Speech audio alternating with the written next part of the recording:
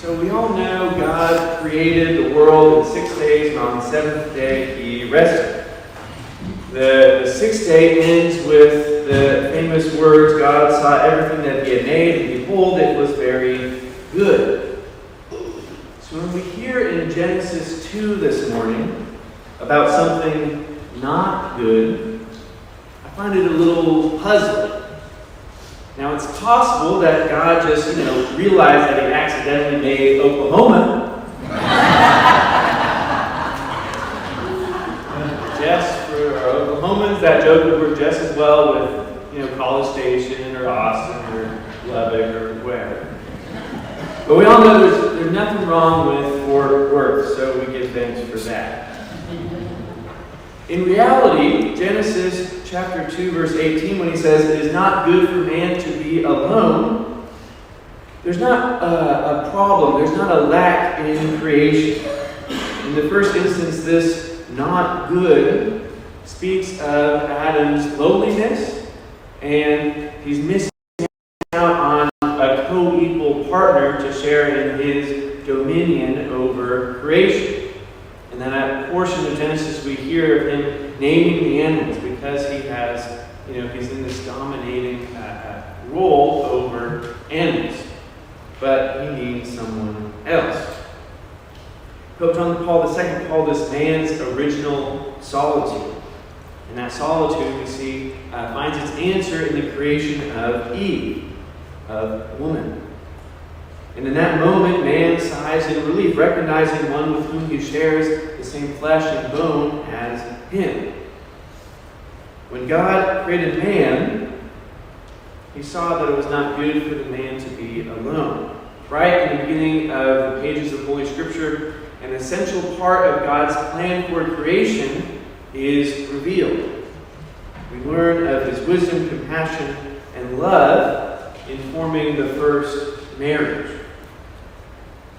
And God further sort of plots how men and women play a vital role in the continuation of His creative process. We see some slight adaptations get made in the Old Testament. As Jesus alludes to, the Mosaic Law allows for a man to leave his wife by issuing a writing little letter, I guess, of dismissal. And this leads to this question that we heard in the Gospel. They say, look, Moses allowed it, so what's the deal? The Pharisees gave no real thought as to what was the thinking or the rationale behind what Moses had done. In reality, Moses was making it somewhat more difficult, actually. Whereas before, you could just say, I divorced you 3 times and that was it. But Moses sees the good of keeping families and homes together.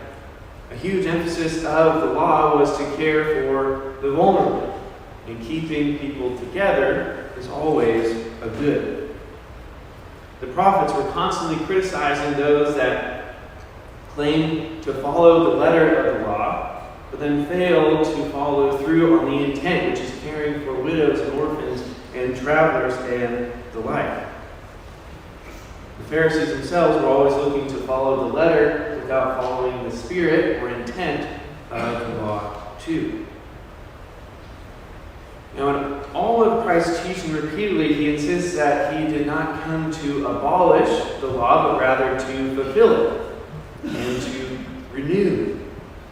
His response to the Pharisees is clear, that what God has joined together, man must not divide, for they are but one flesh. The Pharisees' question suggests that this original purpose, this union, this original design, it suggests that they thought there was something unrealistic about it, that was difficult to sustain. I am of the opinion, maybe unpopular, but I'm the opinion that love is not really a feeling. And I believe this primarily because of one specific line from John's Gospel. Chapter 13, verse 34 says, "A new commandment I give to you, that you love one another." simple but also challenging statement. It relates to how we interact with our neighbors and our families and, of course, our spouses. But if you see, he's expressing this as a command. There's no option to not love. That it's not dependent on how you feel on a given day. There's no vagueness. There's no room for exception. To love is to actively engage the will in choosing to love. That is what I believe. A feeling ebbs and flows like the tide. Health and even weather affects how you feel. But to really love, to really commit to loving, is an active decision. It's part of what made Jesus' disciples stand out, because they actively chose to follow and to love and follow Christ's example every day. And marriage is no different. The Pharisees asked about severing the ties that bind man and woman. Moses' solution was a remedy for the hardness of heart that he perceived and knew from the Israelites.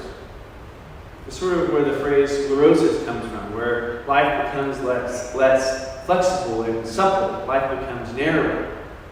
And Moses provided a temporary solution because he could not fix the original wound that happened in the garden. What we know is that Jesus comes to heal that original wound for us. His mission on this earth is that of restoration and elevation. He comes to heal and to raise. One consequence of original sin was a fracture in the relationship between God and man. Similarly, the relationship between man and woman is damaged too. When Adam is challenged by God with his disobedience, he accuses his wife. He deflects. He refuses to accept his responsibility in the situation. He tries to deny their relationship too. And he turns on God and says, "But you gave her to me. This is my fault." Probably not the first time, the last time that happened, but Jesus says that that's not how this was meant to be. We see God coming and never giving up on what he created and wanting to fulfill and make perfect what he created. Back to Moses for a second. His construction of marriage and how people could divorce or not divorce created a significant imbalance in power. We see Jesus clarify things a little bit. Before, man could commit adultery against his own wife, and somehow that was deemed okay. Whereas the woman was always in the wrong. It's obviously quite unfair. But Jesus puts men and women on the same level of responsibility. And this is essential if they actually are becoming one flesh, becoming fully united, the very essence of their being, that it's the most fulfilled vision of relationship. That is what marriage is. Where each one is bound to the same form of life. That is how it is meant to be. And we see Jesus coming not just to reform, but rather to renew all of creation. Jesus offers men and women something of a radical new beginning. Back to the very beginning, where in the garden, the union of man and woman was seen as God's last and greatest creative action. But we know that God does not give up easily, and he's not giving up on what he first created.